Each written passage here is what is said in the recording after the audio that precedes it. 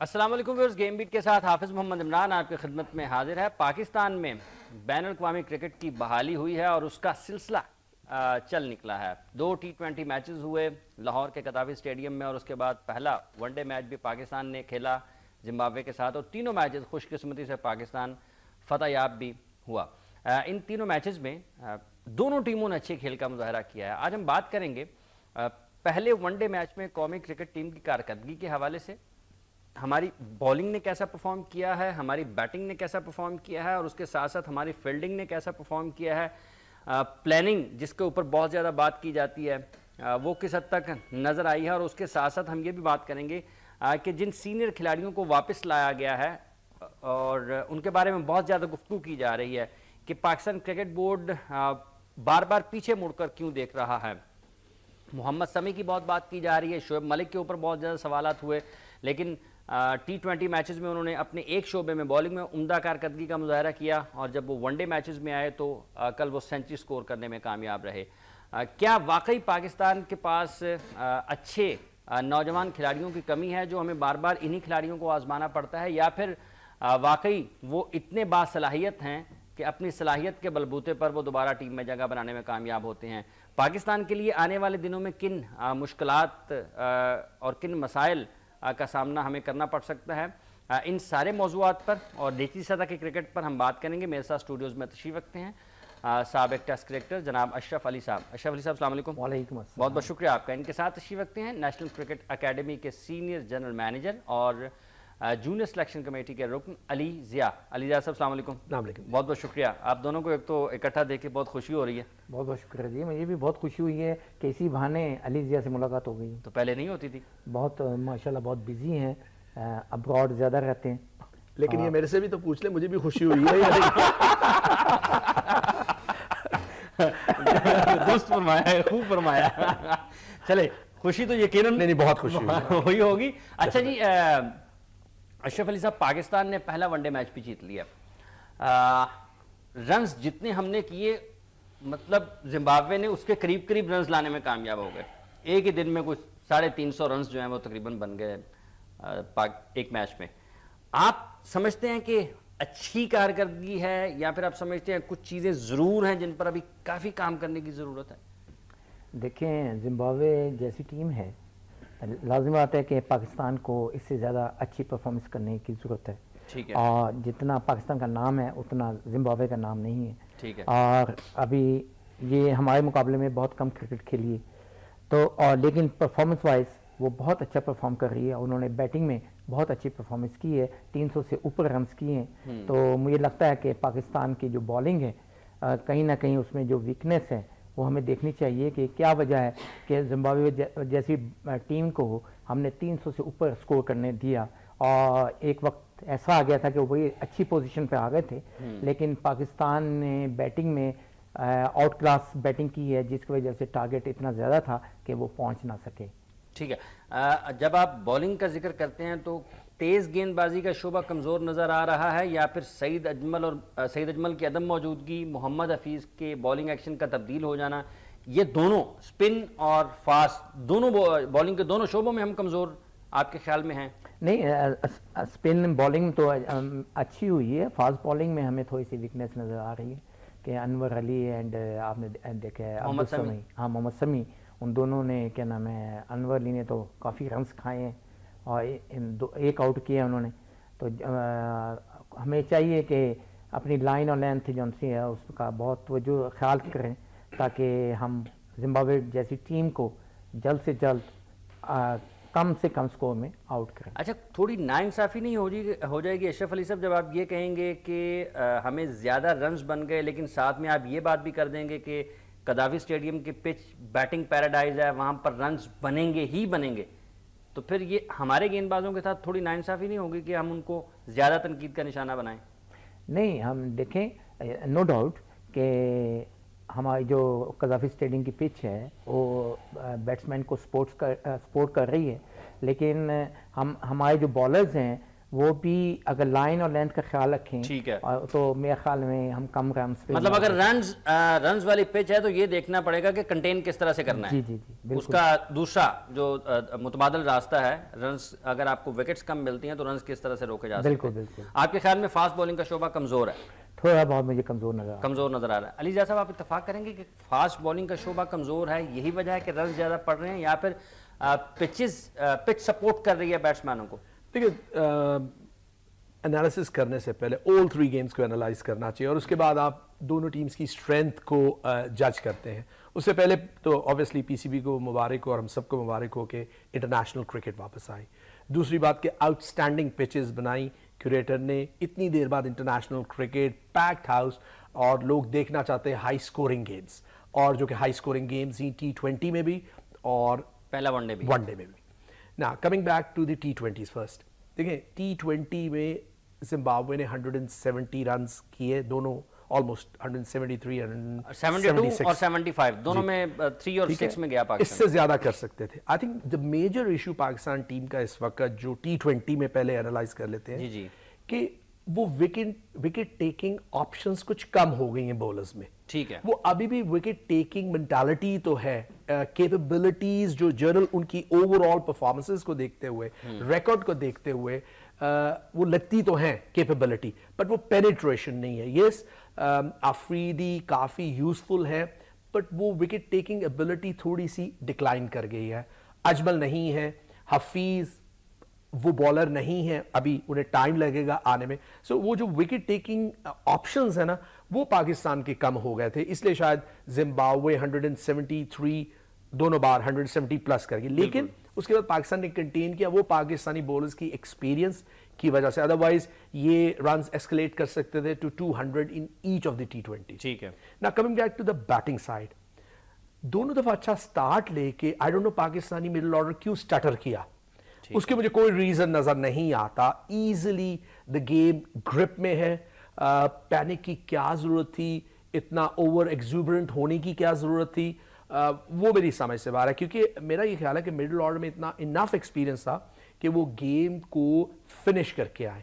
So I think ये capability पैदा करनी पड़ेगी उमर अकमल को, जो कि उसमें है ऑलरेडी और काफी मैचेस में वो ये कर भी चुका है, लेकिन मोर कंसिस्टेंटली करनी पड़ेगी मिडिल ऑर्डर बैट्समैन को।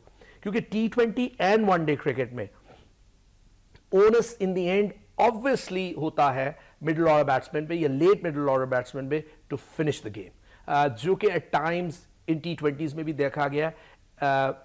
मिडिल ऑर्डर ने चीजों को मुश्किल बनाया जो होनी नहीं चाहिए। ठीक है, ना coming to the one day cricket, देखिए एक फैक्टर आप ज़हन में रखें, wonderful pitch and dew factor second batting में। फर्स्ट ऑप्शन में मैं रीजन बता चुका हूं कि पाकिस्तानी बॉलिंग में वो पेनिट्रेशन नहीं रही विकेट टेकिंग ऑप्शंस के लिहाज से। ठीक है, अब पाकिस्तान ने एक आउटस्टैंडिंग इनिंग की वजह से, वंडरफुल स्टार्ट की वजह से 370 प्लस किया है। ठीक है, it's not going to happen every time. ठीक है, ठीक है, ये अगले 2 मैचेस में hopefully it happens for Pakistan, लेकिन अगर ये नहीं होता और ड्यू फैक्टर भी है तो आई थिंक पाकिस्तान के अगले 2 मैचेस इससे ज्यादा टफर होंगे। So either they have to score every time 350 runs with an outstanding inning from one of the middle order batsmen या ओपनर से, और उसके साथ साथ उन्हें कंटेन भी करना पड़ेगा। अब बॉलिंग पे आते हैं इंडिविजुअली। मुझे अगर आप रिकॉर्ड देखो ना समी का, he was a wonderful bowler with not a wonderful bowler, wonderful talent मैं कहता हूँ, हाई स्पीड, लेकिन वो कंसिस्टेंट नहीं रहा। ये रीजंस टेक्निकल हो सकते हैं, टेक्टिकल हो सकते हैं, मेंटल फ्रेजिलिटी हो सकती है, ये बहुत सी फैक्टर्स हैं इसमें। ठीक है, लेकिन अगर आप उसके स्टैट्स को एनालाइज करो ना, every time he has a comeback, he has a wonderful game. पहली गेम ही is quick and he takes wickets, and suddenly उसके बाद उसका graph in the remaining games गिरना शुरू होता है इनकंसिस्टेंसी की वजह से, and then afterwards he is either gone. तो I think as an individual Sami को विद सो मच एक्सपीरियंस, उसको भी ये एनालाइज करना चाहिए कि जब मैं वापस आता हूं with a lot of energy, with a lot of support from outside and from inside, मैं आता हूं, मेरे में वो एनर्जी है, वो एक्सूबरेंस है, कुछ करने की जुस्तजू है, लेकिन पहले मैच पे speed and wicket taking capabilities के साथ वो गेम को फिनिश करता है, and then gradually as the other games progress वो नीचे आ जाता है, उसकी ग्राफ नीचे आ जाता है। ठीक सो आई है। थिंक ये रीजंस हैं कि ओवरऑल पाकिस्तान को अपनी ओवरऑल क्रिकेट को बेहतर करना पड़ेगा जिम्बाब्वे के बाद, specially Sri Lankan series. I think high stakes है, नॉट ओनली इन जिम्बाब्वे पर अगेंस्ट श्रीलंका ऑल्सो, क्योंकि अगर पाकिस्तान श्रीलंका के अगेंस्ट सीरीज नहीं जीतता, they're out of the Champions Trophy. So extreme high stakes for Pakistan financially and basically respect point of view से भी। Champions trophy से हम बाहर होते हैं तो आप you lose a lot in terms of respect as cricket and in terms of finance also. So I think Pakistan have to tighten up their belts or I think fielding another aspect hai. So they have to work on the fielding also and bowling options which have the ability to take wickets. Ashraf Ali साहब, गुफ्तगू सुनिए आपने अली ज़िया साहब की। समी के बारे में इन्होंने ये कहा है कि कम बैक करते हैं, पहला मैच तो अच्छा खेल लेते हैं लेकिन उसके बाद वो नीचे ही आते जाते हैं, बजाय इसके कि बेहतर हो जाएं नीचे आते जाते हैं। थोड़ा सा इधर एज भी हो सकती है कि वो लाजम आता है कि वो इस स्टेज पे है कि पहले मैच में उसने जोर लगा लिया, सेकंड मैच में वो जोर नहीं लगा, जो कि सब ने देखा है, तो जिसकी वजह से उसका ग्राफ थोड़ा सा नीचे गया है। तो लिहाजा लाजम आता है कि जब अली सही कह रहे हैं कि जब आप दोबारा कम बैक करते हैं तो आप पहले मैच में तो जोर लगा रहे हैं, सेकंड मैच में क्या हुआ है, तो कोशिश करनी चाहिए कि वैसी ही परफॉर्मेंस करनी चाहिए जैसा कि आपने फर्स्ट मैच में की है, ताकि जिन्होंने आपको सिलेक्ट किया उनकी भी इज्जत रहे और आपकी भी इज्जत रहे। विकेट टेकिंग ऑप्शंस पाकिस्तान की कम हुई हैं, दुरुस्त? बिल्कुल सही कह रहे हैं, आपने देखा है ना, लाइन और लेंथ देखिए उनकी क्या हालत हो रही है। अब आप देखें भट्टी को जो इन्होंने 2020 में खिलाया है, उसको देखिए उसने क्या किया है, क्या परफॉर्मेंस है उसकी। आई थिंक इसमें एक चीज और मैं ऐड करना चाहता हूं, एक तो भट्टी की बात की इन्होंने, आई थिंक कुछ बॉलर्स की line length is far too predictable. जो बॉलिंग में प्रिडिक्टेबिलिटी है ना, वो नहीं होनी चाहिए, क्योंकि इंटरनेशनल बैट्समैन आपको जज कर लेते हैं, आपकी लेंथ्स को पिक कर लेते हैं, एनालाइज करते हैं बॉलर्स को way before the game. So I think Bhatti has been very predictable, sharp है, स्लिपरी है, लेकिन either he is short of length और slow bouncer. I think variation को यूज करने के लिए आपको डिफरेंट बैट्समैन की कैपेबिलिटीज का भी पता होना चाहिए, आपको लाइन एंड लेंथ का भी पता होना चाहिए। आई थिंक इन गेम्स में ओवर यूज किया गया स्लो बाउंसर को विद स्पीड ऑफ बिटवीन 135। आपके स्लो बाउंसर्स इतने लीथल नहीं है जितने वहाब के थे। देखिए वहाब भी शॉर्ट ऑफ लेंथ कर रहा है, एट टाइम्स वो सफर भी करता है अगेंस्ट क्वालिटी बैट्समैन, लेकिन उसकी स्पीड इतनी तेज है कि वो उस लेंथ से भी बैट्समैन को डिसीव करता है, उसको मिक्सअप करता है, वंडरफुल स्लो बॉल करता है, got a good bouncer, efforts है, he strong enough.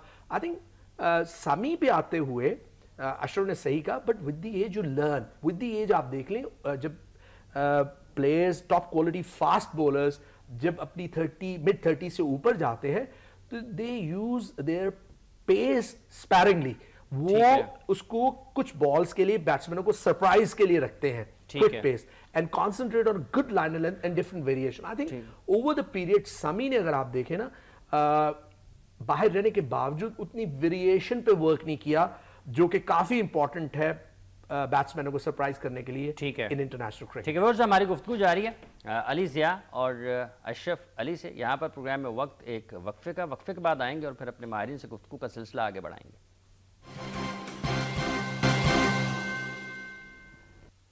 Welcome back viewers, हम बात कर रहे हैं पाकिस्तान क्रिकेट टीम की जिम्बाब्वे के खिलाफ कारकर्दगी के हवाले से, और जिम्बाब्वे ने जो पाकिस्तान के खिलाफ परफॉर्म किया है उसके हवाले से चैंपियंस ट्रॉफी का भी यहाँ पर जिक्र रहेगा, जो कि आइंदा साल होनी है। और उसके लिए उस चैंपियंस ट्रॉफी की जो हतमी 8 टीमें हैं उसमें जाने के लिए पाकिस्तान को जो अगस्त तक मैचेस खेलना है, उनमें से पाकिस्तान को 11 में से 9 मैचेस जीतना ज़रूरी है। ऐसे ही नहीं चली जा सकता, मेरे ख्याल 11 में से 9 मैचेस हैं जो अगेंस्ट श्रीलंका भी पाकिस्तान ने खेलना है ना, देन जिम्बाब्वे। ये सारे मैचेस, इनमें से पाकिस्तान को ज़्यादातर फतुहात की ज़रूरत होगी, जिम्बाब्वे के खिलाफ भी, फिर श्रीलंका के खिलाफ भी। तो ये भी मामला डिस्कस करेंगे, लेकिन इसके साथ साथ जो हालिया रवां सीरीज़ है पाकिस्तान की, जो लाहौर के कदाफी स्टेडियम में खेली जा रही है, उसमें पाकिस्तान की बॉलिंग ने खासा परेशान किया है जिम्बाब्वे को नहीं, पाकिस्तान क्रिकेट बोर्ड के थिंक टैंक को, पाकिस्तान क्रिकेट बोर्ड की सिलेक्शन कमेटी को, पाकिस्तान के क्रिकेट एक्सपर्ट्स को, पाकिस्तान में क्रिकेट पसंद करने वालों को। अच्छा जी, अशरफ अली साहब, जितने भी तेज़ गेंदबाज आपको नज़र आ रहे हैं, जो स्पिनर्स नज़र आ रहे हैं, क्वालिटी नहीं है आपके ख्याल में जो हम तवक्कुआत पर पूरा नहीं उतर रहे, या फिर माजी जितने माजी में हमारे पास उम्दा तेज़ गेंदबाज रहे हैं उन जितने अच्छे नहीं हैं, जो हमें ये अच्छे नहीं लग रहे? हमें ना थोड़ा सा पीछे जाना पड़ेगा, क्योंकि आप देखिए पहले हमारे पास रीजन एजेंसी थी ना, रीजन्स बहुत कम पाकिस्तान में थी, अब हमारे पास 16 हैं। 16 ये भाई, अब हमारे पास 16 और ऐड किए हैं इसमें, 4 और इन्होंने रीजन बना दिए हैं, और पहले 12 थी। और जब हम दोनों क्रिकेट खेलते थे तो उस वक्त पंजाब क्रिकेट एसोसिएशन हुआ करती थी, एक टीम बना करती थी पूरे पंजाब से एक टीम, सिंध से एक टीम बना करती थी, बलूचिस्तान से एक टीम बना करती थी। एट टाइम्स दो भी बनती रही हैं, ए एंड बी बनती रही हैं, लाहौर की भी क्रिकेट रीजन बहुत बड़ा होता था। ठीक है। अब इन्होंने क्या किया है, लाहौर की 2 टीमें बना दी, ठीक, कराची की 2 टीमें बना दी, और जो बच्चे भाई जावेद मियां सब तो कहते हैं कि पंजाब की और लाहौर की और कराची की 4 टीमें होनी चाहिए। अब तो फिर देखिए ना, फिर क्वालिटी नहीं मिलेगी आपको, क्वांटिटी मिल जाएगी, क्रिकेटर जरूर मिल जाएंगे आपको, ठीक है, क्वांटिटी नहीं मिलेगी, क्वालिटी नहीं मिलेगी, कंपटीशन फाइटिंग स्पीड नहीं मिलेगी। हमने एलसीसी से खेलना है, एक टीम के लिए जो हम फाइट करते थे, तो उसके लिए हम खेलते थे, मेहनत करते थे। तो अब क्या हो गया है कि जो बच्चे एलसीसी में नहीं सिलेक्ट होते हैं तो साइड एरियाज में चले जाते हैं, उधर से जाके खेल लेते हैं। तो इसका मतलब है कि अब कंपटीशन नहीं रहा, जिसकी वजह से इनके पास क्वालिटी नहीं आ रही है। और नंबर 2, जो ये लोग जो नेशनल लेवल पे बैठे हुए हैं, जो एनसीए में बैठे हुए हैं, ये इनके पास जो मटेरियल जाता है इन्होंने उसी में से सिलेक्शन करनी है, बजाते खुद कुछ नहीं सिलेक्शन करते, ये इनका कोई हाथ नहीं होता। क्योंकि अब डिस्ट्रिक्ट जो क्रिकेट है ना, डिस्ट्रिक्ट क्रिकेट सबसे ज्यादा बेमानियां और फेवरिज्म यहाँ पे होता है। टीम यहाँ से बनती है, सीनियर डिस्ट्रिक्ट होती है, उसके बाद रीजन क्रिकेट होती है, और उसके बाद उनके पास। अच्छा, आपके ख्याल में ये जो निचली सतह पर जिन खामियों का आपने जिक्र किया, आपके ख्याल में ये खामियां हैं जो बढ़ते ऊपर वाली सतह पर आती हैं और फिर वो पूरा मुल्क उसका खुमियाजा या नुकसान भुगतता है? बिल्कुल। और थोड़ा सा हमारे जमाने में स्कूल क्रिकेट बहुत स्ट्रांग हुआ करती। अच्छा, एक और जमाने के खिलाड़ी भी हमारे साथ मौजूद है, उनको टेलीफोन लाइन पर ले लें। कराची जाना पड़ेगा जी। हमारे साथ टेलीफोन लाइन पर मौजूद है बासित अली साहब। अस्सलाम वालेकुम बासित साहब। वालेकुम। बासित भाई, अशरफ अली और अली जिया आपको सलाम कह रहे हैं मेरी तरफ से। उन्हें अस्सलाम वालेकुम। अशरफ भाई, अशरफ भाई की गुफ्तगू सुनिए आपने बासित अली साहब। हम क्वालिटी के ऊपर बात कर रहे हैं कि पाकिस्तान की अगर फास्ट बॉलिंग में या बॉलिंग के शोबे में हमें मसाइल का सामना करना पड़ रहा है, तो इसकी क्या वजूहात हो सकती हैं? क्या ये मसला है कि हमारे पास उतने अच्छे बॉलर्स मौजूद नहीं हैं, या फिर इनको कुछ टाइम लगेगा? क्या नीचे से अच्छे गेंदबाज आ नहीं रहे, या फिर ये अच्छे हैं लेकिन इन्हें वक्त लगेगा उतने अच्छे होने में कि ये 10 आउट कर सकें हर वनडे मैच में, ये 20 विकेटें ले सकें हर टेस्ट मैच में? हाफिज, इसमें मेरी जो राय वो थोड़ी सी मुख्तलिफ है जी।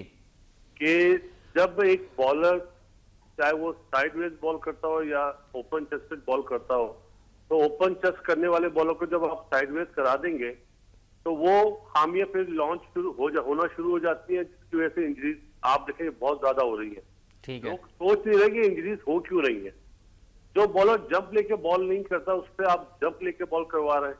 ठीक है। और अनफॉर्चुनेटली मुझे ये बोलना पड़ेगा, जो हमारे दुनिया के फास्टेस्ट बॉलर वकार यूनुस या मोहम्मद अकरम, उनकी इन्वॉल्वमेंट नहीं है इस चीज पर।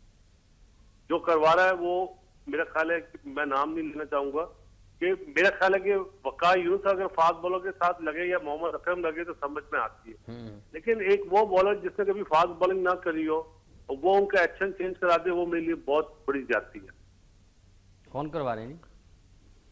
बासित अली साहब, फिर कौन उनमें? मुश्ताक अहमद करवा रहे हैं आपके ख्याल में? जी, नाम ले लिया आपने। अच्छा, ये वैसे तो वकार यूनुस फिर उनको कुछ कहते नहीं है? फिर ये तो सारा सबसे ज्यादा फिर जिम्मेदारी हेड कोच के ऊपर आ जाएगी ना? वही मेरी समझ से बालातर बात है कि ये चीजें इस तरह की हो क्यों नहीं है। ये थोड़ी कि अगर बॉलिंग कोच मुश्ताक अहमद हो तो वो फास्ट बॉलर को भी अच्छी तरह समझा सकेगा, वो 10% समझा सकेगा, 20% समझा सकेगा, लेकिन जितना अच्छा वकार या मोहम्मद अकरम समझाएंगे वो उतना अच्छा नहीं समझा सकेगा। ठीक है, यही लोग सोच नहीं रहे, जो आपको अभी इन दिनों में इंजरीज नजर आ रही है वो उसकी वजह ही है। अच्छा ये तो फिर टेक्निकल चीज होगी ना इसमें, ये तो फिर फिटनेस से अलग हो गई ये चीज। देखें अपना हाफिज, जब आपने उल्टे हाथ से थ्रो करनी है और आप सीधे हाथ से थ्रो करने लग जाओगे तो ये प्रॉब्लम तो आएगी। जो मेरी मतलब बातें होती हैं बॉलर से कि यार तुमने अपना एक्शन क्यों चेंज कर लिया, क्यों, सबसे होती है, तो वहां पे बात यही आती थी ये हम इम्प्लीमेंट करना चाह रहे हैं, मतलब ये गलत है, ये बिल्कुल सरासर गलत है, जो इस मुल्क के साथ मेरा ख्याल है नहीं होना चाहिए। ठीक है, अच्छा अली ज़िया कुछ कहना चाह रहे हैं? जी अली। जी बस, अस्सलाम वालेकुम। वालेकुम अली भाई। हाँ बस मैं थोड़ा सा डिफर इसलिए करूंगा क्योंकि हम लोग बड़े ओपनली दोनों आपस में डिस्कशन करते होते हैं। देखिए बात यह है, बॉलर्स जो हैं वो ऑब्वियसली नेशनल क्रिकेट एकेडमी में आते हैं, डोमेस्टिक क्रिकेट खेलते हैं, उन्हें अकरम लुक आफ्टर करते हैं, और इससे पहले अकरम ऑलरेडी लुक आफ्टर कर रहे थे पाकिस्तान टीम के बॉलर्स को भी, और I am sure the head coach जो है वकार यूनुस है और वो चीज़ों को डिक्टेट कर रहा है। आई एम नॉट श्योर कि मुश्ताक लोगों को फ्रंट ऑन से साइड ऑन या साइड ऑन से फ्रंट ऑन करने की कोशिश करता होगा। मुझे ऐसी कोई इत्ला नहीं, शायद आपको कोई हो और किसी ने आपसे कोई डिस्कस किया हो तो वो डिफरेंट बात है, लेकिन आई थिंक वकार हेड कर रहे हैं तमाम की तमाम स्टाफ को, and I think as a great bowler अगर वो ऐसी चीज देखते हैं और वो मुश्ताक से बहुत अच्छे टर्म्स पे भी हैं, दोस्त हैं, आई एम श्योर कि वो मुश्ताक को रोक सकते हैं। जो मुझे मुश्ताक का बेसिकली रोल नजर आ रहा है टीम में, वो basically working with the spinners है, लेकिन अनफॉर्चुनेटली हुआ ये है कि जो हमारे मेन स्पिनर्स थे लाइक हफीज और अजमल, उनका एक्शन क्वेश्चन हो गया, तो वो थोड़ा सा रोल उनका पाकिस्तान टीम के स्पिनर्स के लिहाज से थोड़ा सा कम हो गया।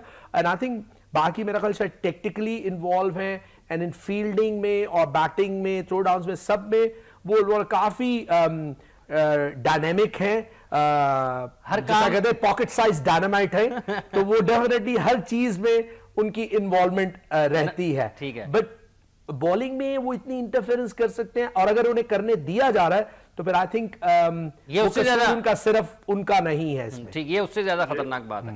यही चीज मैं कहना चाह रहा हूँ, जो मैं आपको न्यूज दे रहा हूँ बहुत कंफर्म ऑथेंटिक न्यूज दे रहा हूँ, जिसको सुन के मुझे अफसोस हुआ कि वकार के होते हुए फास्ट बॉलर को जो टिप्स दिए जा रहे हैं वो मुश्ताक दे रहा है, जो मेरे लिए बहुत गलत चीज है, क्योंकि वकार यूनुस नो डाउट और ऑल टाइम ग्रेट है, और मेरे ख्याल है वकार को ही हैंडल करना चाहिए।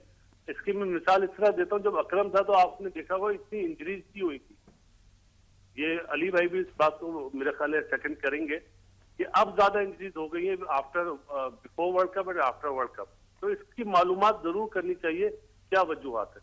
हाँ बस इसका रीजन मेरा नहीं ख्याल है कि बॉलिंग एक्शन होगा, एक तो शोल्डर्स है, पुअर थ्रोइंग टेक्निक है, जो डिस्कशन हुई है पाकिस्तान टीम के मेडिकल स्टाफ से भी।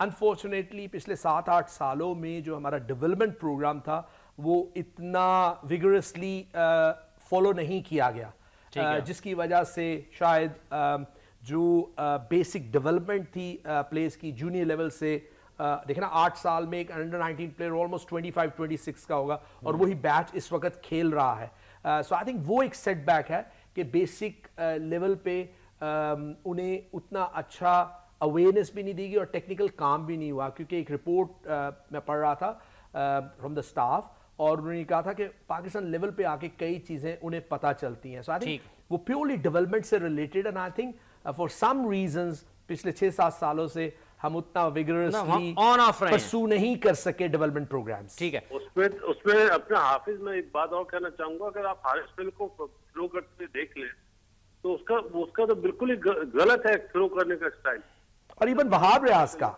वो जो नीचे से यूं नीचे से और बिल्कुल बॉडी वेट पीछे और उस थ्रो कर रहे हैं, शोल्डर इंजरी के चांसेस। अच्छा जी, माशाल्लाह हमारे यहाँ मतलब बड़े बड़े लोग हैं, तो इन्हें बच्चों को चाहिए उनके पास जाए, एनसी में जाते हुए इन्हें शर्म क्यों आती है? आया से भी वहाँ पे नेट करने जाते हैं, जिम करने जाते हैं, वहाँ पे इतने अच्छे लोग बैठे हैं, उनसे मशवरा ले, लाइक अली भाई है, अली भाई से मशवरा लेते हुए इन्हें क्या शर्म आती है? मुझे तो इस बात पे अफसोस होता है, अगर किसी के आगे टेस्ट पीरियड नहीं लिखा हुआ तो ये इसका मतलब थोड़ी है उसके बाद भी ना करे। ठीक है, मतलब इसमें खिलाड़ी भी जिम्मेदार हैं फिर आपके ख्याल में? हाँ 100% उनमें असल में मैं बहुत आई हुई है ना, जब तक हम नहीं बनेंगे तो कहां से टीम बनेगी? सब में तो मैं जब तक हम नहीं होंगे तो टीम कहां से बनेगी, मुझे ये समझ में नहीं आता है।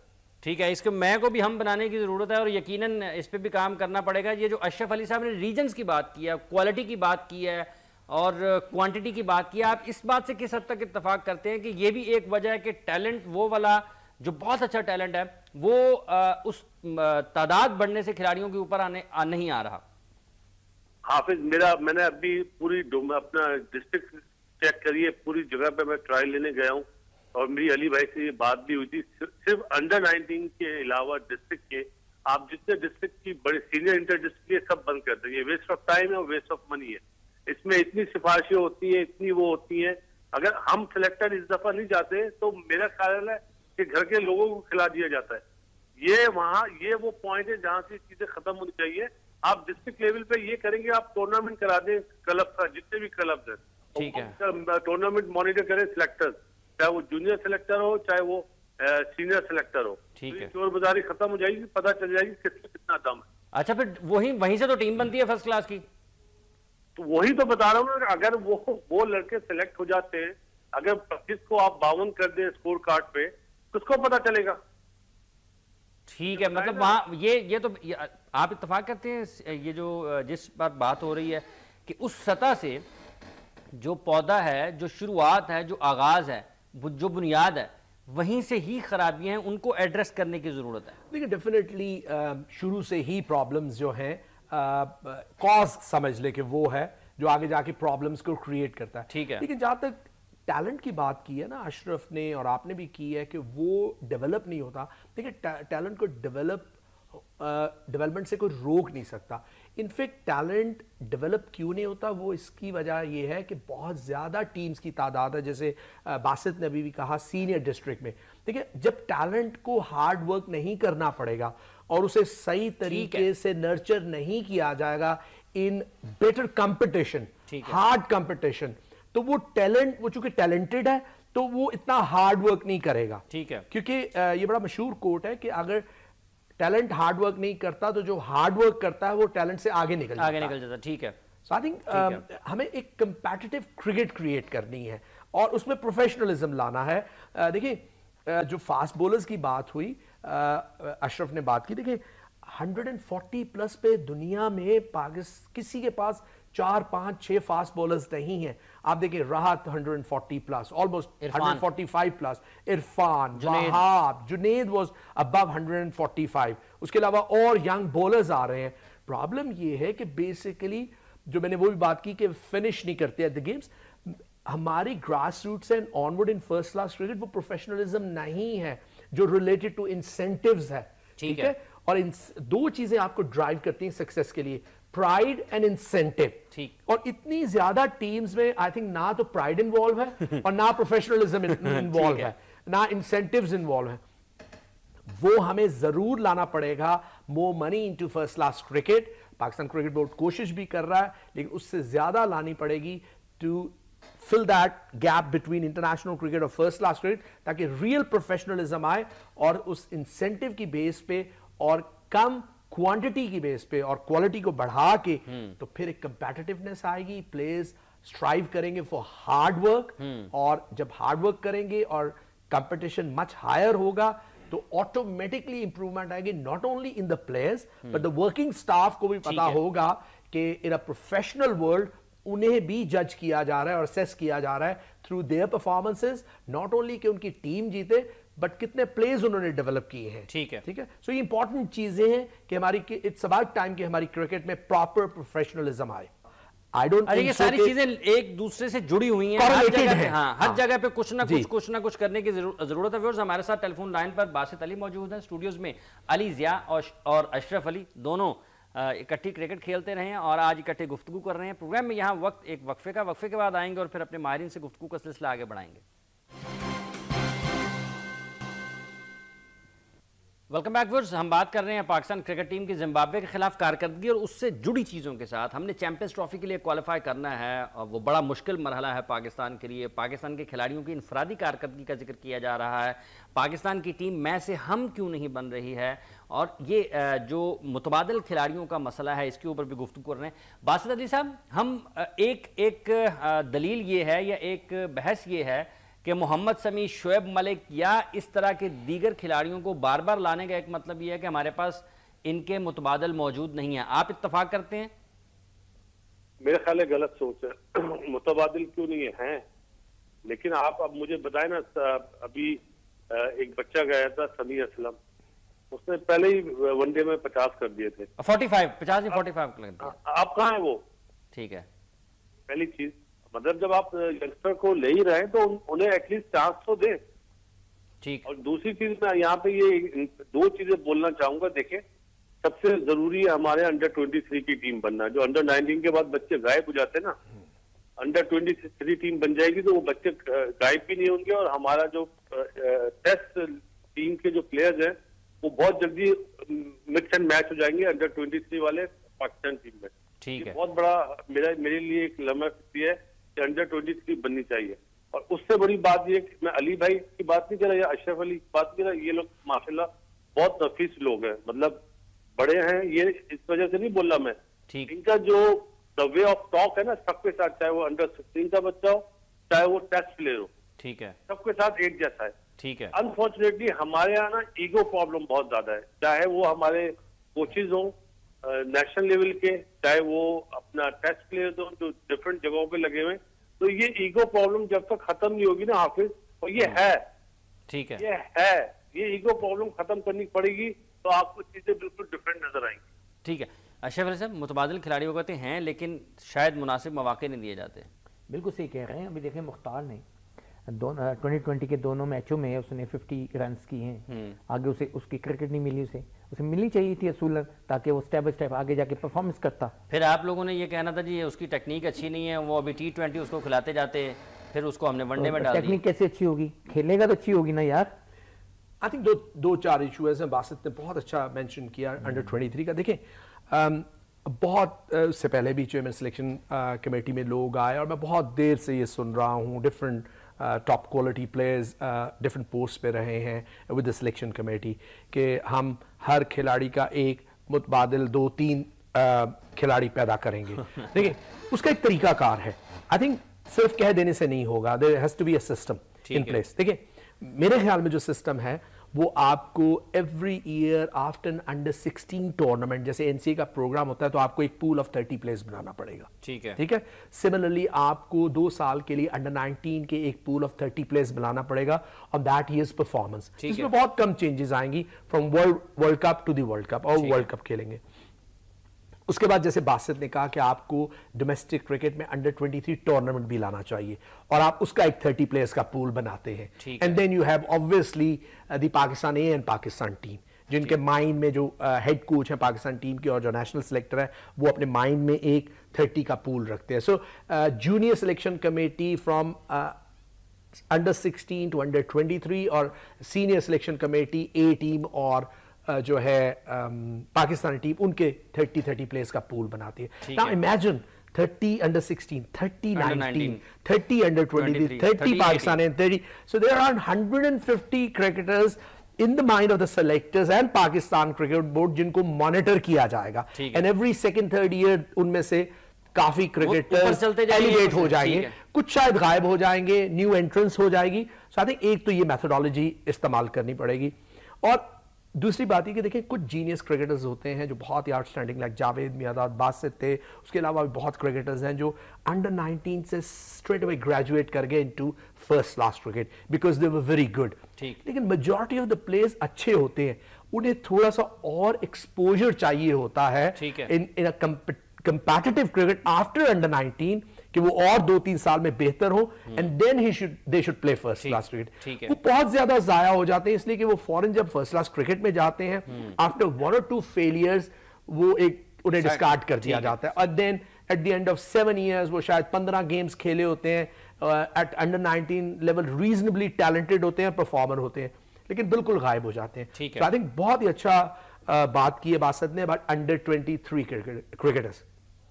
Now coming back to the Pakistani team, Basit ने एक और बात की, सही है इस मामले में। देखिए, जनरली हर एक का अपना प्लान है। आई एम श्योर के सिलेक्शन कमेटी के चेयरमैन और सीनियर सिलेक्शन कमेटी के अपने प्लान्स हैं, हेड कोच के अपने प्लान हैं, and they are following that, that's fine. मेरा as an involvement with game development और पाकिस्तान क्रिकेट बोर्ड के साथ उन्होंने, आई थिंक मुझे जो थोड़ा सा at times slightly have a difference opinion on that, वो ये है कि हम खास तौर पे ओपनर्स में बहुत ज्यादा चेंजेस करते हैं जो बेसिकली एक फाउंडेशन है किसी भी टीम की एक मैच को सेट करने के लिए। एंड आई थिंक अगर आप देखें तो इन द लास्ट 6 गेम्स जो वनडे के हुए हैं, 2 डिफरेंट ओपनर्स पहले खेले, पेयर इन बांग्लादेश, देन समी प्लस अनदर ओपनर, और अब इसमें अगेन अनदर ओपनर्स। और अगर आप पीछे जाएं इंजमाम उल हक जब कैप्टन थे और Bob Woolmer known as a very good coach, अगर मुझे याद पड़ता they were around something between 21 and 23 different opening partnerships, कभी यासिर इमरान, कभी तौफीक और शोएब मलिक, सो डिफरेंट 23 और 21 समथिंग बिटवीन, मतलब इतनी तादाद है। तो दुनिया में कहीं इतनी frequent changes as an opening partnership नहीं होती। आई थिंक ओपनिंग पेयर में आई थिंक ये असेस कर लेना चाहिए कि who are your best choice openers currently, and then carry on. अगर कोई यंगस्टर है तो उसको काफी ज्यादा एक्सपोजर देना चाहिए इन द टाइम, ये जो डेवलप 23 वाला आपने बासित ने नुक्ता उठाया, इस पर बासित साहब मुझे बताइएगा, पाकिस्तान क्रिकेट बोर्ड एक विजन 2020 बनाने जा रहा है, स्ट्रेटेजिक पॉलिसी है, उसके ऊपर काम हो रहा है, आपसे कोई मशवरा किया गया है? क्योंकि ये तो विजन 2020 में ये चीज आनी चाहिए कि पाकिस्तान की एक 23 साल से कम उम्र लड़कों की भी टीम होनी चाहिए। ये हाफिज एक्चुअली मेरा एक तरीका होता है कि मैं जो चीज बोलता हूँ वो चीज जरूर रिकमेंड करता हूँ चेयरमैन साहब को। ठीक है। तो ये मैंने रिकमेंड मतलब ऑन इन रिटर्न मैंने उन्हें भेजा है कि जी ये सिस्टम होना चाहिए। जो जो चीजें मैंने देखी, जहां गया, जहाँ पे ग्राउंड रोड की ये हालत है हाफिज कि सीमेंट पे ट्रायल हो रहे हैं और वहां पे घोड़े भी भाग रहे हैं। तो अनफॉर्चुनेटली ये सारी चीजें मैंने बताई, जो अच्छे ग्राउंड जो उनकी तस्वीर बना के मैंने चेयरमैन साहब को भेजी है। ठीक है। ये वो ग्राउंड है जहाँ पे फर्स्ट क्लास मैचेस हो सकते हैं। ठीक है। हो नहीं रहे। ठीक है। तो ये वो चीजें जो हमें डेवलप करने की जरूरत है, हमें बोलना पड़ेगा। ठीक है। हम नहीं बोलेंगे ना तो इसी तरह काम चलता रहेगा। बासित में कोड ऑफ कंडक्ट की खिलाफ वर्जी हो जाएगी। नहीं, देखिए अल्लाह से डरना चाहिए, इंसानों से नहीं डरना चाहिए। जो आप अच्छी चीज बोलेंगे वो लोग मानते हैं। अब मैं आपको एक चीज बताऊं, पूरी दुनिया में एक असूल है कि जो जूनियर लेवल पे कोचेज होते हैं वो 2 साल के लिए लग जाते हैं। ठीक है। चीज मैंने चेयरमैन साहब को बोली है कि आप 2 साल तक अपने कोचेज बना दें जो अंडर 19 तक रहे। ठीक है। पूरी दुनिया में जो सीनियर जनरल मैनेजर होता है एनसीए का, जो अकेडमीज का, वो मैनेजर बनता है। हमारे अली भाई जाते हैं तो सब शोर मचा देते हैं। वो भाई का जाना जरूरी है, ये नहीं कि वो अभी 9 पे या मेरे कुली के, नहीं।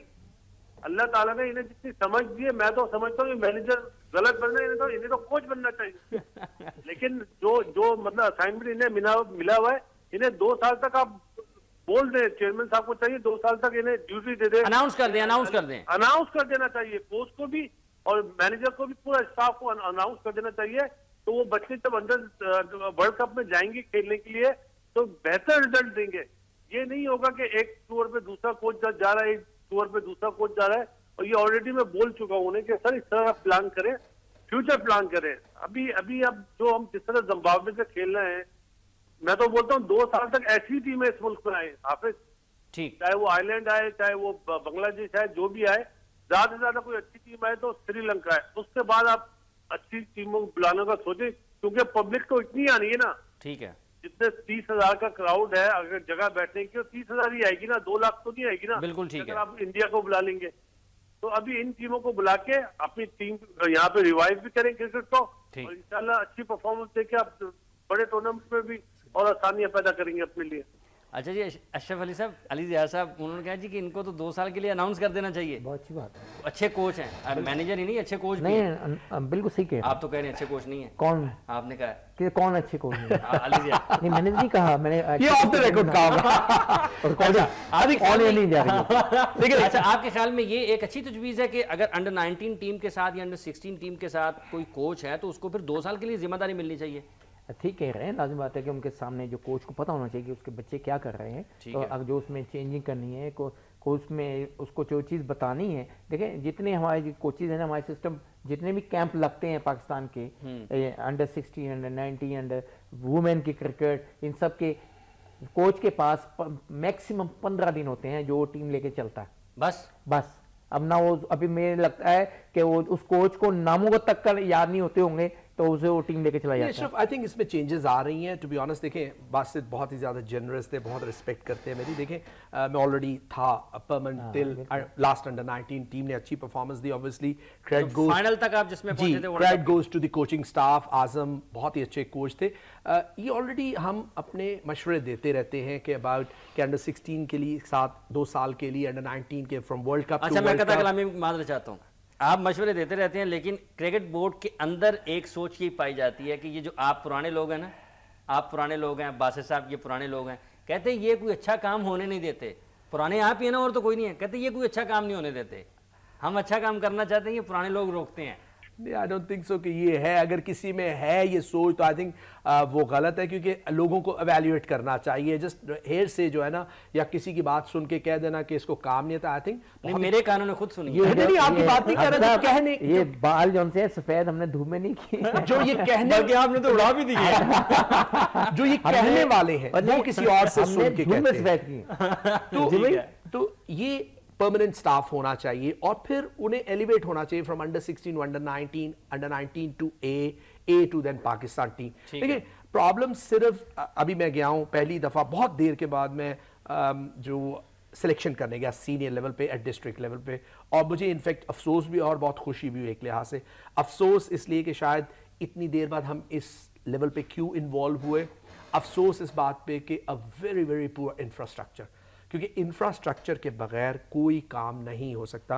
जब हमने गेम डेवलपमेंट का एक कॉन्सेप्ट क्रिएट किया था, अनफॉर्चुनेटली पिछले 4-5 साल से लोग एट टाइम्स उस पूरे गेम डेवलपमेंट के कॉन्सेप्ट को समझ नहीं पाए। देखिए मैं पहले बता चुका हूं कि गेम डेवलपमेंट कहते हैं कि एनसीए में होता है कुछ नहीं, वो सिर्फ लोग वहां पे एनसीए बैठे और गेम डेवलपमेंट दो डिफरेंट चीजें हैं। गेम डेवलपमेंट और एनसीए दो डिफरेंट चीजें हैं। एनसीए एक फैसिलिटेटर है गेम डेवलपमेंट के प्लेयर्स डेवलपमेंट प्रोग्राम्स को, यानी कि प्लेयर्स वहां पे आके डिफरेंट प्रोग्राम्स के जरिए अपने स्किल्स को रिफाइन कर सकते हैं। गेम डेवलपमेंट एक डिपार्टमेंट है जिसके अंडर प्लेयर्स डेवलपमेंट के प्रोग्राम्स डिजाइन किए जाएंगे, किस लेवल पे होने चाहिए, फिर उनके लिए हमारे पास दुनिया के 100 साल पुराने प्रोग्राम्स हैं कोचिंग के। हमारा बिल्कुल नया है, 2002 में पहली दफा शुरू हुआ। इनफैक्ट 2004 में उसको इम्प्लीमेंटेशन हुई, एकेडमी की बिल्डिंग बनी। बहुत नया है, 10-11 साल, और उसमें भी कई दफा उसको रोका गया, स्टॉप एंड स्टार्ट हुआ। ये सफेद आती है जी। तो गेम एजुकेशन यानी कि जो सपोर्ट स्टाफ है, कोचेस, ट्रेनर्स, वो उनकी क्वालिटी होनी चाहिए, वो भी एलीट क्लास के होने चाहिए। ठीक है। Then it was the third pillar was infrastructure, कि जब तक इंफ्रास्ट्रक्चर नहीं है आपके पास, प्लेइंग ग्राउंड्स नहीं है, क्वालिटी पिचेस नहीं है, क्वालिटी आउटफील्ड्स नहीं है, तो प्लेयर्स नहीं खेल सकते। Unfortunately in district association, plenty of district association के पास अपनी ग्राउंड नहीं है। बासित ने बिल्कुल ठीक कहा, मैदानों में जाके हमने ट्रायल्स लिए हैं कि मोटरसाइकिल गुजर रही है, सिमट पे बात जगह पे तो ऐसा लगा कि वो रेत की जगह है और वहां पे रेत इतनी उड़ रही है जिसका कोई हद ही साथ नहीं। इन तमाम चीजों पे अब हमें देखना चाहिए कि कम से कम हर डिस्ट्रिक्ट में एक ग्राउंड को डेवलप करना है और उसको डिस्ट्रिक्ट क्रिकेट एसोसिएशन के हवाले करना है। ये तो है डोमेस्टिक क्रिकेट था। डोमेस्टिक क्रिकेट को ज़्यादा कंपेटिटिव बनाना है, जो कि क्रिकेट कमेटी के लोग हैं वो कोशिश कर रहे हैं कि इसको ज़्यादा कंपेटिटिव बनाया जाए, थोड़ा सा पैसा और ज़्यादा इन्वॉल्व किया जाए, ज़्यादा प्रोफेशनलिज्म आई जाए। लेकिन इसके साथ साथ हमारी इंटरनेशनल क्रिकेट भी बहुत कम हुई related to A and under 19 cricket. इन सब चीजों की वजह से वैसे बहुत नुकसान हुआ। अच्छा बासित साहब, चलते चलते ये बता दीजिएगा कि पाकिस्तान बमुकाबला जिम्बाब्वे, आप टीम की इस पूरे टूर पे कारकर्दगी से खुश हैं, और आगे जो 2 मैचेस उनमें आप क्या देख रहे हैं? मेरा ख्याल है हमें 3-0 से मैच ये सीरीज जीतनी चाहिए 100%, और इंशाल्लाह जीतेंगे भी। लेकिन मेरे तीनों मैच और दोनों T20 के जो मैन ऑफ द मैच है ना, वो तमाशाई। ठीक है, उन्होंने जो परफॉर्मेंस करी उन्हें अवार्ड जरूर मिले, लेकिन जिस तरह आवाम ने आके दिखाया दुनिया को कि हम कितने जुनूनी है, क्रिकेट से हमें कितनी मोहब्बत है, ये इतना अच्छा मैसेज दिया। और मैं क्रेडिट देता हूँ पीसीबी के चेयरमैन को और जितने भी लोग वहां पे काम करते हैं। अभी आपने एक बात बोली कि लोग बातें करते हैं कि मतलब कुछ लोग करना नहीं चाहते, उनमें मैं आपको बताता चलूं, उसमें अली जिया या अशरफ अली का नाम नहीं आता है, वो किसी और लोगों के लिए बोलते हैं। आप फजूल में अली भाई का नाम ले रहे हैं, अशरफ अली का नाम ले रहे हैं, जो सरासर ज्यादती है। अली भाई की तो मैं मिसाल इस तरह दे सकता हूँ कि एक बंदा 9 बजे आता हो अच्छा, मैं बासित भाई आपको बता रहा हूँ, उन लोगों में अली जिया का नाम है, वो जो लोग कहते हैं कुछ करने नहीं देते। जो बोलते हैं उन्हें मेरे सामने लाए, क्योंकि जो बंदा सुबह 9 बजे से रात 11 बजे तक मेरे साथ बैठा रहे और एक एक लड़के की छानबीन कर रहा हो, कोशिश से फोन करके पूछ रहा हो, यार आया ये वही है, वो दूसरा तो नहीं है, इसकी उम्र लास्ट टाइम ये थी, मतलब ये वो चीजें जो लोगों को पता नहीं है। ठीक है, टीवी पे बैठ के बोलना हाफिज बहुत आसान होता है, ठीक है, आप भी बहुत आसानी से बोल देते हैं। आप किसी दिन आए ना हमारे साथ, चले अंडर 16 के अभी जो प्रोग्राम चल रहे मैचेस हो रहे थे 44 डिग्री में, जिस तरह हम बैठे हुए थे, आप 3 घंटे हमारे साथ बैठ जाए, आपको दूध का दूध। और मैं तो हर दूसरे दिन अली भाई के पास जाता हूँ। आप एसी वाले कमरे में जाते ना भाई, ग्राउंड की बात कर रहा हूं मैं। ठीक है जी बात साहब, अब आपके साथ कहीं सिलेक्शन वाले मौके पे भी चलेंगे, जब ट्रायल्स लेने के लिए जाएंगे, उस गर्मी को भी एंजॉय करेंगे। आपका बहुत बहुत शुक्रिया बासित अली साहब, आपने अपना वक्त दिया। अशरफ अली साहब आपका बहुत शुक्रिया, अली जिया साहब आपका बहुत बहुत शुक्रिया, बस आपने गुफ्तगू सुनी हमारे माहिरीन की। ये तमाम लोग पाकिस्तान क्रिकेट बोर्ड से जुड़े हुए हैं, लेकिन जो दिलचस्प बात है और जो खुश आइंद बात है कि इन्होंने बड़ी ईमानदारी के साथ क्रिकेट बोर्ड के अंदर रहते हुए जो बातें की हैं, जिन खामियों की निशानदेही की है, ये इन्होंने यकीनन तहरीरी तौर पर भी पाकिस्तान क्रिकेट बोर्ड को दी हैं और इन्होंने हकायक अवाम तक लाने की भी कोशिश की है कि हमें इन मसाइल का सामना है और ये जो माजी में काम हुआ है उनकी भी इन्होंने निशानदेही की है। लेकिन अब उम्मीद ये की जानी चाहिए कि जो तजावीज़ इन्होंने दी हैं और जिन खामियों की निशानदेही की है और जिन गलत कामों की तरफ जो पर्दा उनसे उठाया है और पाकिस्तान क्रिकेट बोर्ड को एक नया एक राह दिखाने की कोशिश की है खेल में बेहतरी के लिए, पाकिस्तान में क्रिकेटर्स की फलाह के लिए और पाकिस्तान के मकबूल तरीन खेल का मयार बुलंद करने के लिए यकीनन उस पर काम किया जाना चाहिए। और ये नहीं देखा जाना चाहिए कि ये अली जिया साहब लिख रहे हैं या ये बासित अली लिख रहा है या फिर ये अशरफ अली तहरीरी तौर पर दे रहे हैं या फिर कोई और इतने सीनियर लोग दे रहे हैं। उनकी बातों को सुना जाना चाहिए, उनकी तहरीरों को पढ़ना चाहिए, समझ ना आए तो दोबारा पूछ लेना चाहिए। ये अलग बात है, दोबारा समझ ना आए तो 100 पूछ लेना चाहिए। ये मत कहें कि इनको कुछ आता नहीं है। प्रोग्राम का वक्त खत्म हुआ चाहता है इस दुआ के साथ कि पाकिस्तान अगले 2 मैचेस भी जीते और उसके बाद फिर श्रीलंका में भी जीते, फिर जिम्बाब्वे में जीते और फिर पाकिस्तान चैंपियंस ट्रॉफी के लिए जो आइंदा साल होनी है उसमें भी क्वालिफाई करे। प्रोग्राम का वक्त खत्म हो जाता है। हाफिज मोहम्मद इमरान को गेम मीट की पूरी टीम के साथ इजाजत दीजिए। आप अपना और अपने इर्द गिर्द के लोगों का बहुत सा ख्याल रखिएगा। अल्लाह निगहबान।